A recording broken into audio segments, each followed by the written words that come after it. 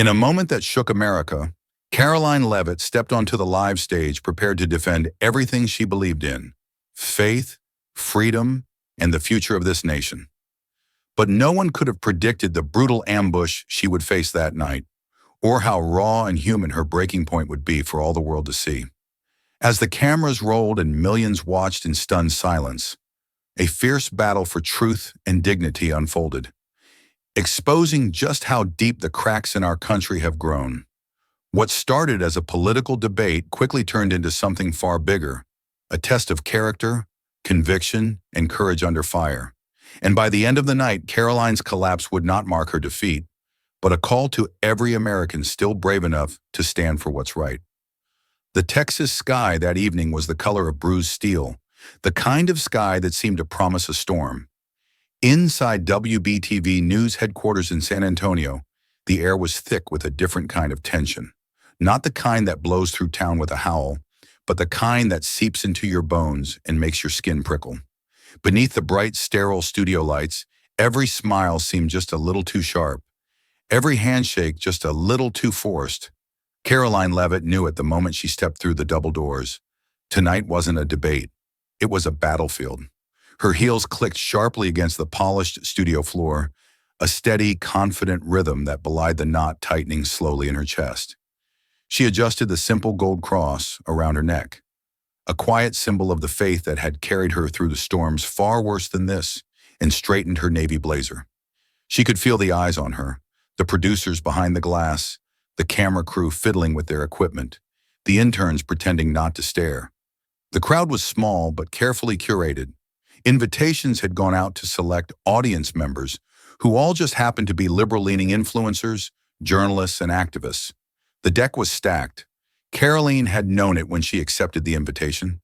She had felt it in her gut when they refused to disclose who else would be on the panel. And now, seeing the moderator, a wiry man named Cole Matthews, who wore his disdain for conservatives like a badge of honor, she knew she had been right. Still, she smiled. Not the polished politician's smile she used on campaign trails. No, this smile was quieter, stronger. A smile born of conviction, not convenience. She wasn't here to win points with the media. She wasn't here to outshout anyone. She was here to speak the truth. And that truth she knew would cost her. At the far end of the sleek glass conference table sat Congresswoman Jasmine Crockett, already perched like a queen awaiting her challenger. She was the darling of the network tonight, the one they would frame as the voice of justice. Karoline recognized the playbook. She'd seen it before. Set up a conservative woman, young, articulate, patriotic, then attack her character, twist her words, push until something cracks. Karoline's heart beat a steady, deliberate drum against her ribs. She took her seat, smoothed her notes out before her, and glanced briefly at the screen behind them. Justice or vendetta? The Trump trials divide America, flashed in bold, blood-red letters, subtle as a sledgehammer. The floor manager raised his hand. Going live in 5, 4, 3, 2. The studio lights brightened to a painful glare.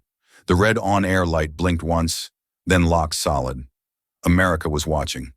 Cole Matthews' voice cut through the tension, smooth and rehearsed. Good evening, ladies and gentlemen. Tonight we tackle the question that has divided a nation. Is the prosecution of former President Donald Trump a pursuit of justice or a political vendetta? Karoline kept her posture steady, hands folded neatly atop the table.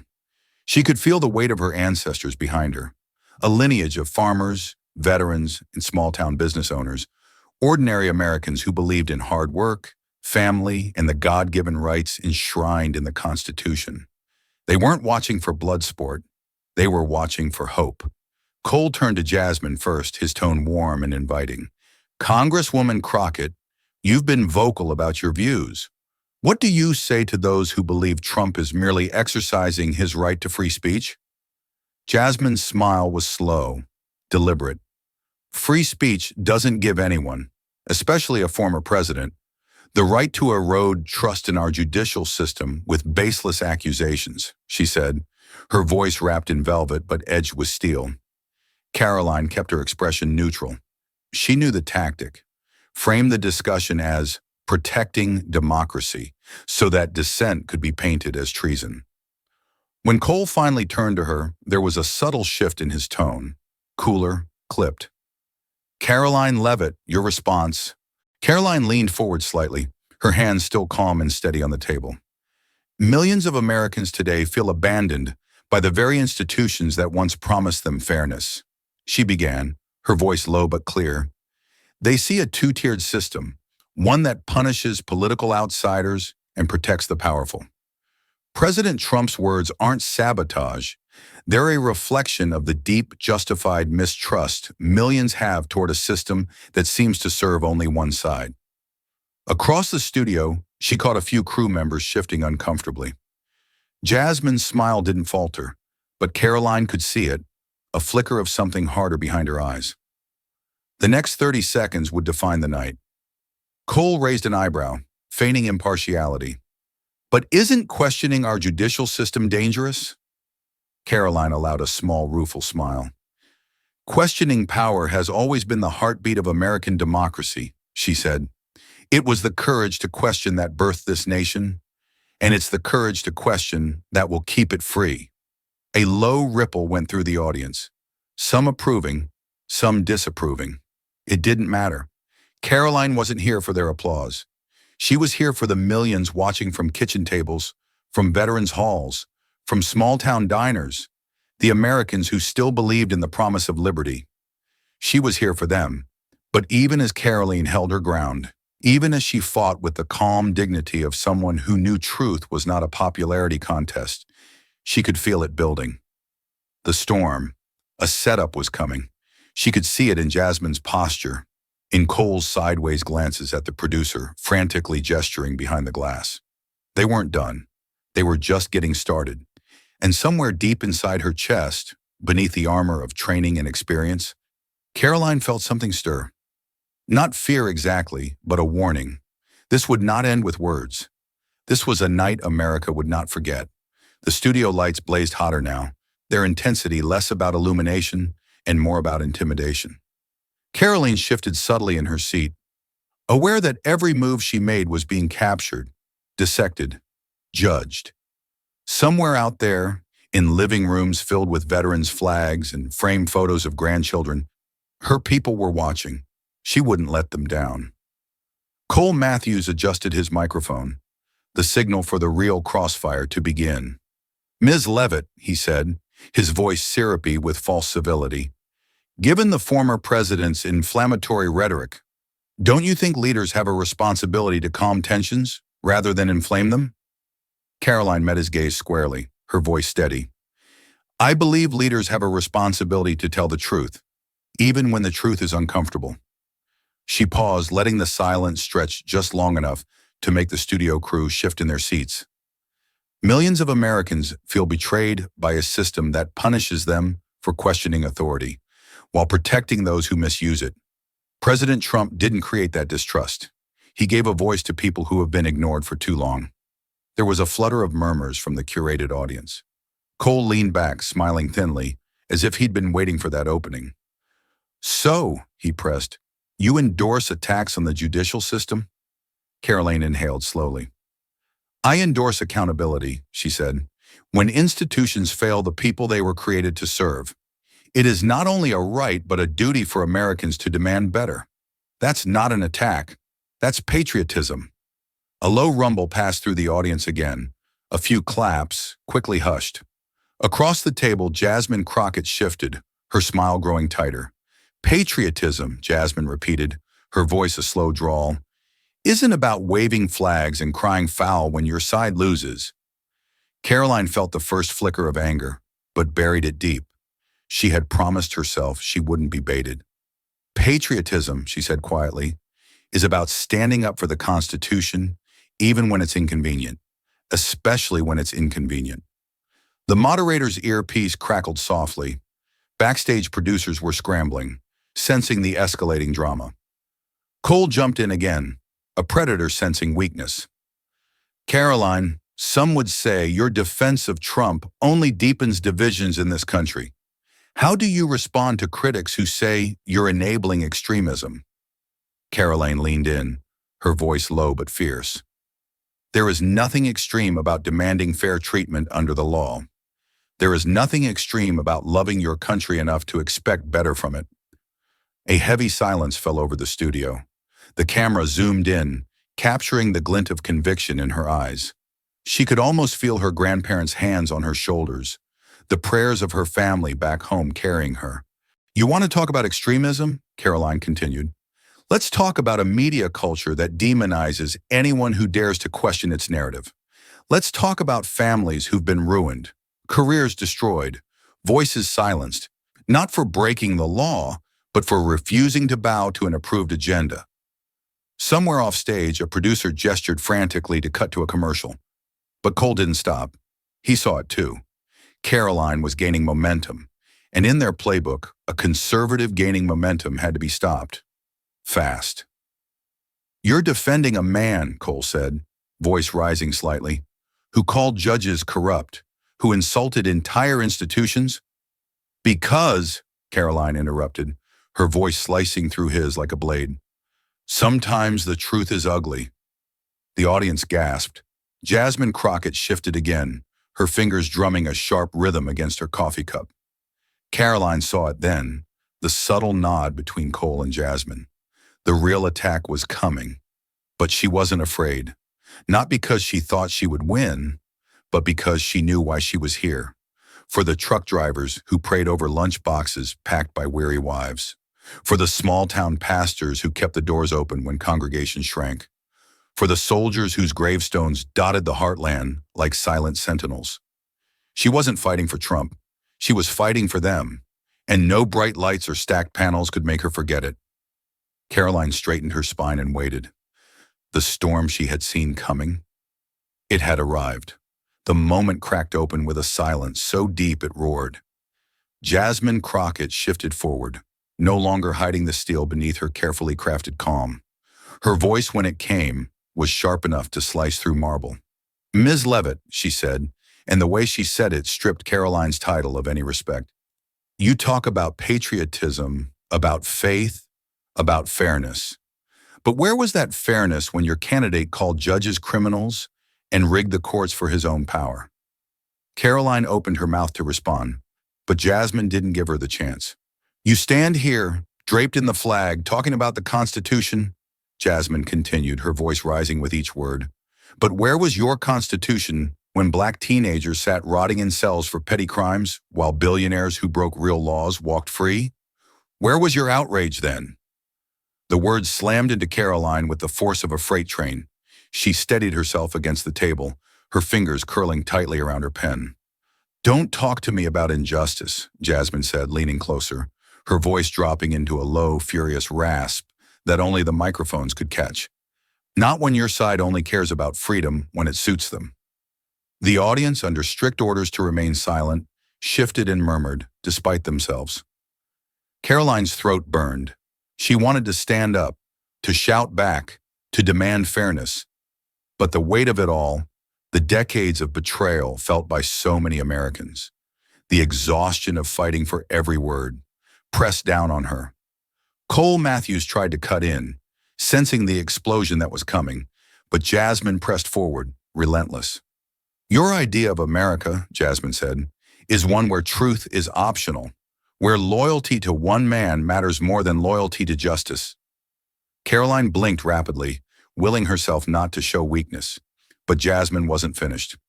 You talk about freedom, she said, but you stood silent when your leaders attacked anyone who didn't look like you, pray like you, think like you.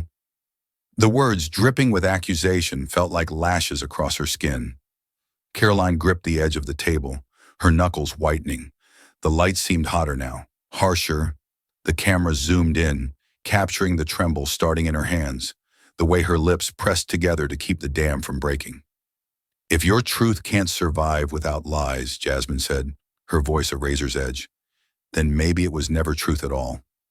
For a long, excruciating second, there was only silence. Karoline tried to speak, tried to summon the strength she had always relied on, but her voice caught in her throat. The room spun slightly, the faces of the audience blurring around the edges. Somewhere in the haze, she thought of her grandfather, standing proudly at a 4th of July parade, hand over heart, his eyes bright with unshed tears for a country he loved more than himself. She thought of her mother, who taught her that faith wasn't about winning every fight. It was about standing, even when your knees shook. She thought of all the people back home who counted on her to be strong, but strength had its limits. Karoline drew a shallow, ragged breath. Jasmine's final words cut the air like a bell tolling for the end of something sacred. "If the truth feels like an attack," Jasmine said, her voice soft but merciless, "then maybe you should ask why it hurts so much." The cameras caught everything, the way Karoline's shoulders sagged, the way her hand trembled as she reached for her glass of water and missed.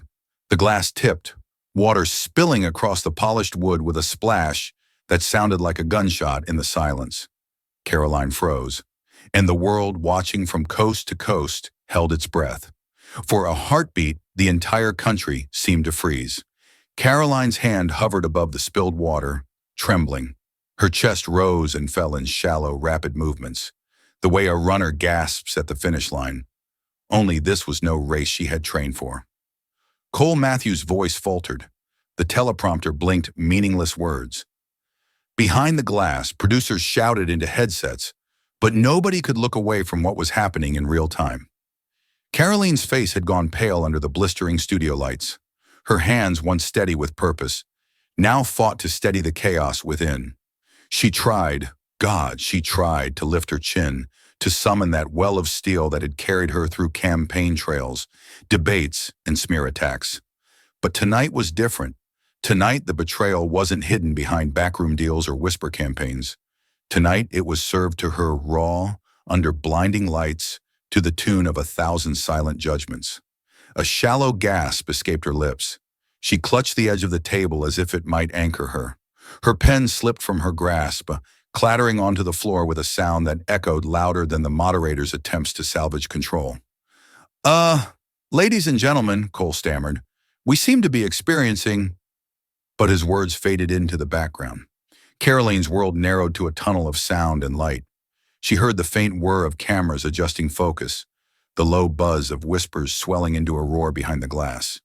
She fought to inhale, to gather herself, to push back the surge of dizziness overtaking her. She thought of her son. She thought of her faith. She thought of the small-town diners filled with Americans who had prayed for her that morning, who had pinned their hopes and their anger and their aching belief on her. Her vision blurred. A tear slipped free, trailing a burning path down her cheek. And then the chair shifted abruptly beneath her as her body gave way. Karoline crumpled sideways, striking the edge of the table before sliding down toward the polished floor. Gasps ripped through the studio. Crew members scrambled from behind their stations. A producer yelled, "Medic!" Jasmine Crockett stood frozen, her mouth parted slightly in shock, the fire in her eyes dimming to something more uncertain. Regret, perhaps, or simply disbelief. Cole Matthews rose halfway from his chair, hovering, useless. A medic stationed backstage, just in case, rushed forward, kneeling beside Karoline, checking her pulse with swift, professional hands. "We need space," he barked. The cameras, still rolling, captured everything. The wide shot of the glossy, manicured studio, the fallen heroine in a navy blazer, the chaos in the eyes of those who had moments ago been so sure of their roles. The feed did not cut away. At home, millions of viewers sat stunned, their living rooms filled with the raw, unfiltered truth of what had just happened. A woman, a patriot, had broken under the weight of betrayal, not because she was weak, but because she had carried too much for too long. The medic helped lift Karoline onto a stretcher, her hands still clutching, unconsciously, the small gold cross at her neck. The camera zoomed in, unblinking. And somewhere, in a farmhouse in Iowa, an old man stood from his recliner, tears streaming down his weathered face. In a church basement in Georgia, a prayer circle tightened their hands and began to pray aloud. In a small apartment in Michigan, a mother wiped her eyes and whispered to her teenage son, "This is what standing for something looks like." Cole finally found his voice, shallow and cracking. We will be right back." The screen snapped to black, but it was too late. The moment was burned into America's memory. The collapse had not been a defeat. It was a testament to the brutal, beautiful cost of speaking the truth, no matter the price. The next morning, America woke to a different kind of dawn. It wasn't just the usual political talking heads filling the screens. It was Karoline's face, frozen in a moment of human vulnerability, flashing across every channel, every headline. Breaking point: Leavitt collapses defending Trump. Truth's cost: America watches in silence. Patriot or martyr? The battle lines drew themselves. Some on the left mocked her collapse, using it as ammunition in their endless quest to paint conservatives as fragile. But to the millions who love this country, the veterans, the farmers, the teachers, the churchgoers, Karoline Leavitt had become something far greater than any headline could define. She had become a symbol. In small towns across America, flags were flown a little higher that day. Prayer groups gathered in solemn circles. Older veterans, men hardened by war and loss, blinked back tears at diner counters, because they recognized what so many did not. It takes strength beyond words to carry the weight of truth when the world demands you kneel. From her hospital bed, Karoline refused to issue any apology. No carefully crafted statement of regret. No backpedaling. Instead, she issued a single message, simple and pure. I stood. I spoke. I broke, but I did not bow. For America, I would do it again. Those words lit a fire. Across the country, spontaneous rallies erupted, not orchestrated by campaigns or consultants, but born from something raw and aching in the American spirit. Handmade signs appeared in windows.